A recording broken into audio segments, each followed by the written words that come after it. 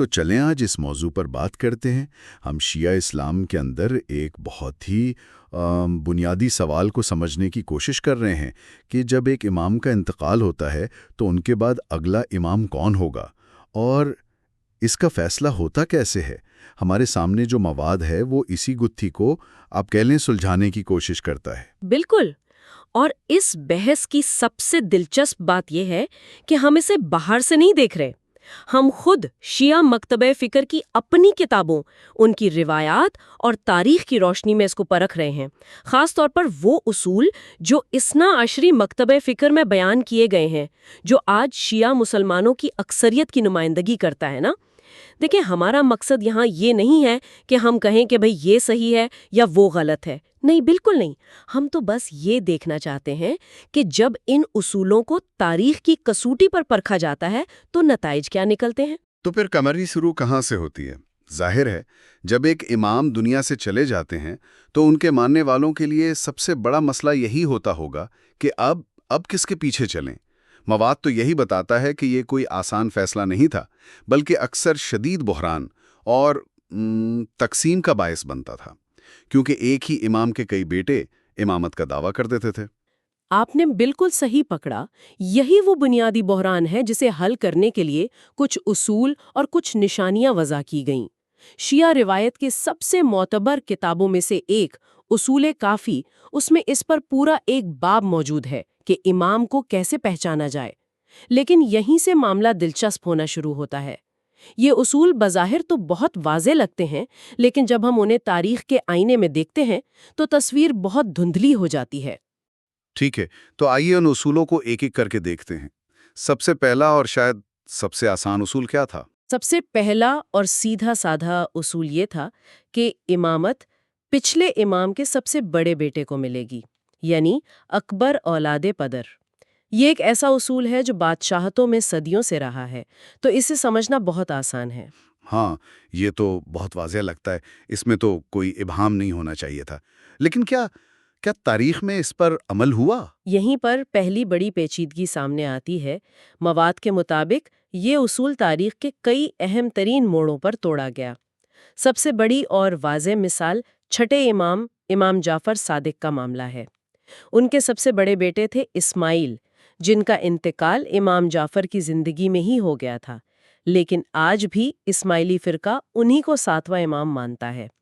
ان کے بعد دوسرے بڑے بیٹے تھے عبداللہ، جنہیں فتحیہ فرقے نے امام تسلیم کیا، اور یہ اس وقت کے شیعوں کا ایک بہت بڑا گروہ تھا۔ ایک منٹ، تو اثنا عشری جنہیں ساتواں امام مانتے ہیں، یعنی موسیٰ کاظم، وہ کون سے نمبر پر تھے؟ وہ تیسرے بیٹے تھے۔ تو یہاں سب سے بنیادی اصول ہی لاگو نہیں ہو پایا۔ امامت نہ پہلے بیٹے کو ملی، نہ دوسرے کو، بلکہ تیسرے کو۔ یہ ایک بہت بڑا سوالیہ نشان ہے۔ یہ تو واقعی حیران کن ہے، یعنی امامت کے اتنے اہم موڑ پر پیروکاروں کی اکثریت نے اس شخص کو چنا جو بعد میں اثنا عشری نظریے کے مطابق غلط امام سمجھا گیا۔ اس سے تو یہ لگتا ہے کہ وہ جو خدائی تقرری کا خیال ہے وہ اس وقت اتنا واضح اور طے شدہ تھا ہی نہیں جتنا بعد میں بتایا گیا۔ بالکل، اور یہ اکلوتی مثال نہیں ہے۔ امام حسین کے بڑے بیٹے علی اکبر کربلا میں شہید ہو گئے، لیکن ان کے بعد امامت ان کے درمیانے بیٹے علی اوسط یعنی امام زین العابدین کو ملی۔ اور اگر ہم اس بڑے بیٹے کے اصول کو مزید وسیع کریں نا، تو ایک اور بڑا سوال پیدا ہوتا ہے۔ امام حسن امام حسین کے بڑے بھائی تھے، تو اگر یہ اصول خاندان پر لاگو ہوتا ہے تو امامت کو حسنی اولاد میں چلنا چاہیے تھا، نہ کہ حسینی اولاد میں۔ یہ وہ منطقی سوالات ہیں جو یہ اصول خود اپنے خلاف پیدا کر رہا ہے۔ اچھا، اگر سب سے بڑا بیٹا ہونے کا اصول اتنا کمزور اور ناقابل اعتبار ہے تو پھر پیروکاروں کے پاس کیا بچتا تھا؟ یقیناً کوئی اور زیادہ ٹھوس نشانی ہونی چاہیے تھی، جیسے پچھلے امام کی واضح وصیت۔ آپ بالکل صحیح سمت میں سوچ رہے ہیں۔ دوسرا اصول یہی تھا، واضح وصیت، جسے کہتے ہیں نص جلی، یعنی پچھلے امام نے اگلے امام کا نام واضح طور پر بتایا ہو، اور یہ بات اتنی مشہور ہو کہ اگر کوئی مسافر بھی شہر میں آ کر کسی سے پوچھے کہ امام کون ہے تو اسے فوراً بتا دیا جائے۔ بالکل، اسے ایک عوامی حقیقت ہونا چاہیے تھا، کوئی خفیہ راز نہیں۔ یہ اصول تو پچھلے والے سے زیادہ مضبوط لگتا ہے، کیا اس نے الجھن کو دور کیا؟ یہاں بھی تاریخ ہمیں کچھ اور ہی بتاتی ہے۔ مواد میں ایک بہت ہی آپ کہہ لیں ڈرامائی واقعہ درج ہے جو اس اصول کی بنیادوں کو ہلا دیتا ہے۔ یہ واقعہ ہے امام محمد الباقر اور ان کے بھائی زید بن علی کا۔ زید ایک انقلابی شخصیت تھے اور کوفہ کے لوگوں نے انہیں اموی حکومت کے خلاف بغاوت کی قیادت کی دعوت دی، تو مشورے کے لیے وہ اپنے بڑے بھائی محمد الباقر کے پاس گئے۔ اچھا، اور ان کے بھائی نے کیا مشورہ دیا؟ محمد الباقر نے انہیں بغاوت سے منع کیا اور کہا کہ اللہ کی طرف سے مقرر کردہ امام تو میں ہوں، تم نہیں ہو۔ اس پر زید بن علی شدید غصے میں آ گئے اور ان کا جو جواب تھا وہ بہت اہم ہے۔ انہوں نے کہا، وہ شخص امام کیسے ہو سکتا ہے جو گھر میں پردے ڈال کر بیٹھ جائے اور ظلم کے خلاف جہاد سے کنارہ کشی کرے؟ واہ، یہ تو بہت سخت رد عمل ہے۔ اس سے تو یہی لگتا ہے کہ زید کو اپنے بھائی کی امامت کا کوئی علم ہی نہیں تھا۔ اگر سگے بھائی کو وصیت کا نہیں پتا تو پھر باہر سے آنے والے مسافر کو کیسے پتا چلتا؟ یہی تو اصل نقطہ ہے۔ اور ایک لمحے کے لیے رک کر سوچیں، کیا یہ ممکن نہیں کہ زید بن علی نے یہ بات غصے میں کہی ہو اور اس کا حقیقت سے تعلق نہ ہو؟ یعنی کیا ہم ایک جذباتی مکالمے کو تاریخی ثبوت کے طور پر لے سکتے ہیں؟ ہاں، یہ ایک اہم سوال ہے۔ بالکل، لیکن چاہے یہ غصے میں کہا گیا ہو یا ٹھنڈے دماغ سے، یہ مکالمہ ایک بات ثابت کرتا ہے۔ واضح وصیت کا تصور کم از کم اس وقت اتنا واضح نہیں تھا کہ امام کے سگے بھائی کو بھی اس پر یقین ہو۔ اسی طرح کا ایک اور واقعہ محمد بن حنفیہ کا ہے، جو امام حسین کے بھائی تھے۔ انہوں نے اپنے بھتیجے امام زین العابدین سے کہا کہ مجھے تو کسی نے نہیں بتایا کہ میرے بھائی حسین نے تمہیں امام مقرر کیا ہے۔ تو یہ واضح اور مشہور وصیت کا اصول عملی طور پر بہت مبہم اور متنازع نظر آتا ہے۔ یہ تو واقعی بہت پیچیدہ ہوتا جا رہا ہے۔ ہر اصول جسے مسئلے کا حل ہونا چاہیے تھا وہ خود مزید سوالات کھڑے کر رہا ہے۔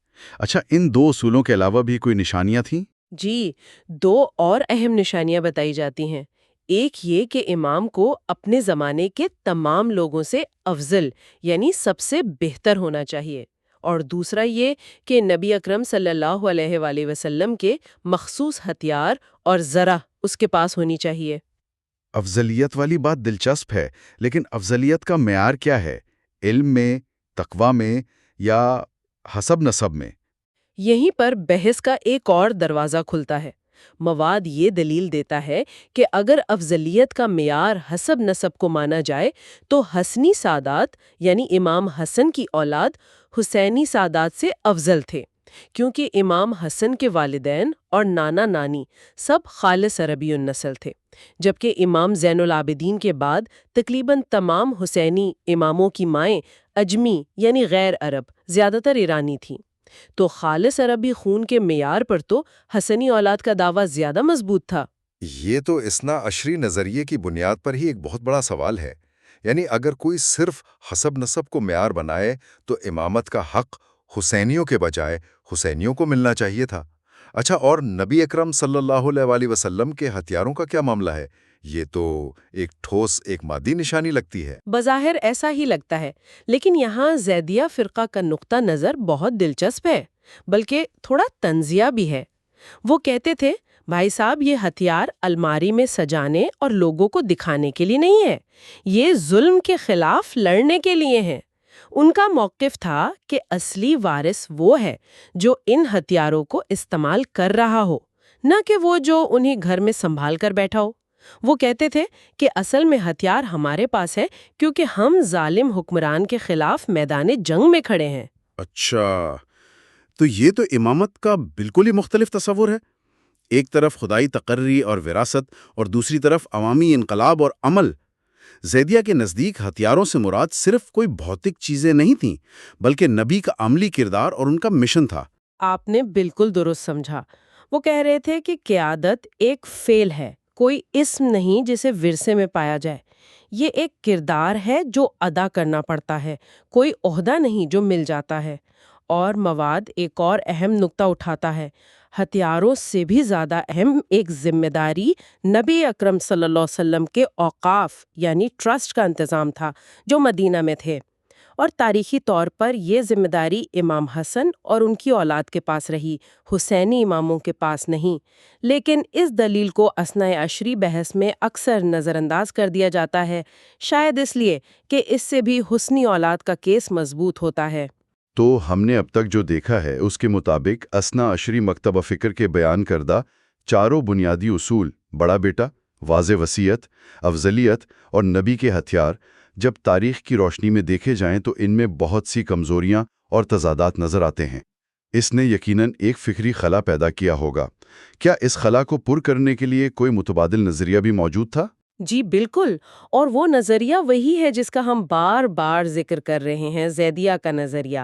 ان کے نزدیک امامت کوئی پیدائشی، موروثی یا پہلے سے طے شدہ خدائی عہدہ ہے ہی نہیں، یہ ایک سیاسی، سماجی اور ایک عملی کردار ہے۔ ان کے مطابق اہل بیت میں سے کوئی بھی عالم اور بہادر شخص جو ظالم حکمران کے خلاف تلوار اٹھائے اور لوگوں کو کتاب و سنت کی طرف بلائے، وہی امام ہے۔ یعنی امامت کا فیصلہ آسمان پر نہیں بلکہ زمین پر وقت کے تقاضوں اور جدوجہد سے ہوتا ہے۔ بالکل صحیح، اسی لیے وہ زید بن علی کو امام مانتے ہیں، یحییٰ بن زید کو امام مانتے ہیں، اور بعد میں آنے والے ہر اس شخص کو امام مانتے ہیں جس نے ظلم کے خلاف علم بغاوت بلند کیا۔ ان کا نظریہ مکمل طور پر عمل پر مبنی ہے، وراثت پر نہیں۔ وہ کہتے تھے کہ اصل امامت ظلم کے خلاف کھڑا ہونا ہے، نہ کہ گھر میں بیٹھ کر یہ دعویٰ کرنا کہ ہم خدا کی طرف سے مقرر کردہ ہیں۔ یہ قیادت پر دو بالکل متضاد فلسفے ہیں۔ تو اس ساری بحث کا کیا مطلب نکلتا ہے؟ اگر یہ اصول اتنے کمزور تھے تو پھر یہ بنائے کیوں گئے؟ کیا ایسا ہو سکتا ہے کہ یہ اصول بعد میں ایک خاص اماموں کے سلسلے کو صحیح ثابت کرنے کے لیے تشکیل دیے گئے ہوں؟ مواد اسی طرف بہت مضبوطی سے اشارہ کرتا ہے۔ اس سلسلے میں ایک تاریخی واقعہ فیصلہ کن حیثیت رکھتا ہے۔ جب امام جعفر صادق کا انتقال ہوا تو مواد کے مطابق ان کے پیروکاروں کی بھاری اکثریت بشمول بڑے بڑے عالم اور فقیہ نے ان کے بیٹے عبداللہ کو اپنا امام مان لیا، جو موسیٰ کاظم کے بڑے بھائی تھے۔ یہ کوئی چھوٹا موٹا واقعہ نہیں تھا۔ اور پھر کیا ہوا؟ عبداللہ صرف 70 دن بعد بغیر کسی اولاد کے انتقال کر گئے۔ ان کی اچانک موت نے ان کے پیروکاروں کو ایک بحران میں ڈال دیا۔ تب جا کر ان میں سے زیادہ تر لوگ موسیٰ کاظم کی طرف آئے۔ اب سوال یہ پیدا ہوتا ہے کہ اگر امام جعفر صادق کی طرف سے موسیٰ کاظم کے لیے کوئی واضح خدائی وصیت ہوتی تو ان کے سب سے قریبی اور جیٹھ شاگرد پہلے عبداللہ کے پاس کیوں جاتے؟ یہ واقعی ایک کلیدی نکتہ ہے۔